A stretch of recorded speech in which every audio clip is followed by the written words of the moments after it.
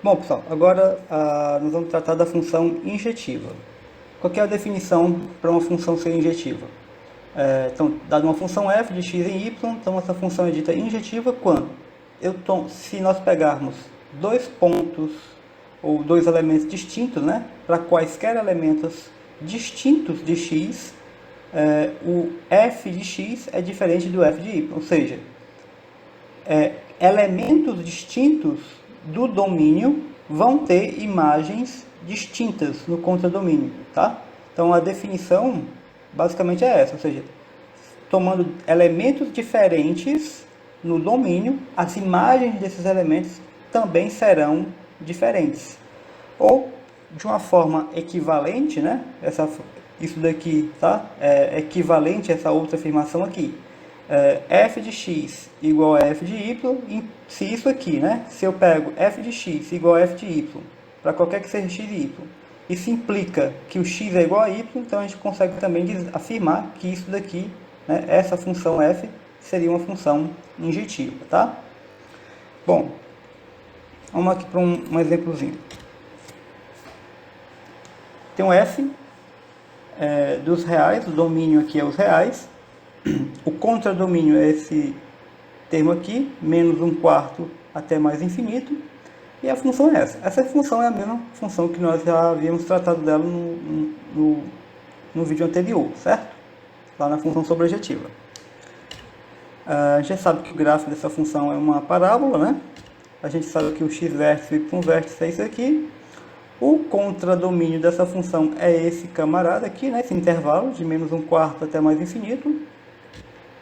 A imagem é isso. E a gente já tinha concluído que essa função também era sobrejetiva, né? A imagem dela é justamente esse pedaço aqui. Bom, pergunta agora ela é injetiva? Tá? Se você observar, o f de 1, né, essa função tem dois zeros, o 1 e o 2, ou seja, o f de 1 é igual ao f de 2, que é igual a 0. Tá? Geralmente, se a gente pegar dois pontos quaisquer que sejam simétricos em relação ao eixo de simetria, tá? Então tem aqui o eixo de simetria. Se eu pegar dois pontos que sejam simétricos em relação ao eixo de simetria, ou seja, essa distância daqui para cá é igual a essa distância daqui para cá, a imagem desse ponto é igual à imagem desse ponto. Então, o f de A é igual a f de B. Ou seja, mas bastava isso daqui, certo? Basta isso aqui. Por quê? Para que uma função seja injetiva, elementos distintos têm que ser levados em imagens distintas. Isso para qualquer elemento que nós tomamos, certo? Que nós tomemos dentro do domínio.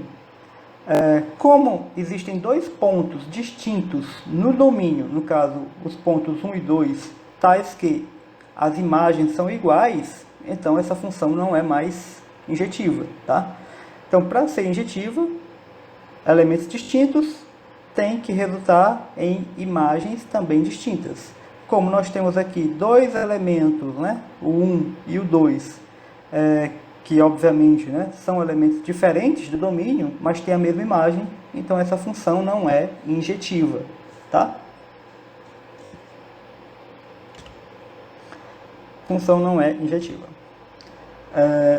Agora eu tenho aqui um novo exemplo, a mesma função, certo? Estou aqui usando a mesma função, só por questão de simplicidade e por questão também de mostrar a definição, tá? Então aqui, só que agora a função, o domínio dela é 3 meios, de 3 meios até mais infinito, e o contradomínio é esse camarada aqui, de menos 1/4 até mais infinito. Contradomínio, né, é menos 1/4 até mais infinito, a imagem, a gente já sabe, também é isso daqui, contradomínio é igual a imagem, e a função é sobrejetiva. O gráfico dessa função não é mais a parábola inteira, certo? Ela começa a partir da onde? O gráfico aqui começa a partir desse ponto, é daqui para frente. Por quê? Porque o domínio da função é de 3 meios para frente, tá? Então não tem por que eu querer, né?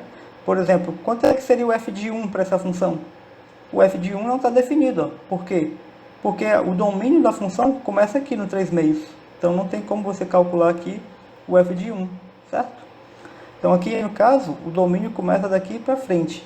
E aí você nota, evidentemente, que se eu pegar quaisquer elementos diferentes aqui, ó, qualquer elemento diferente no domínio da função, né, por exemplo, pegar a e b, a função aqui, ó, ela é crescente.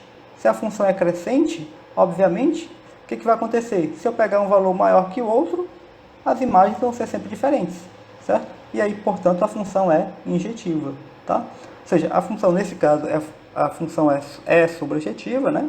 E ela também é injetiva, tá? E aí, nesses casos em que a função ela é simultaneamente sobrejetiva e injetiva, ela recebe um nome especial.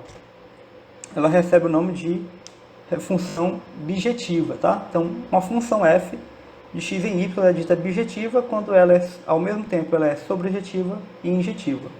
O exemplo é exatamente esse aí que nós acabamos de ver, certo? Essa função é uma função, além de ela ser, né, sobrejetiva e injetiva, a gente vai dizer que ela simplesmente ela é bijetiva, tá?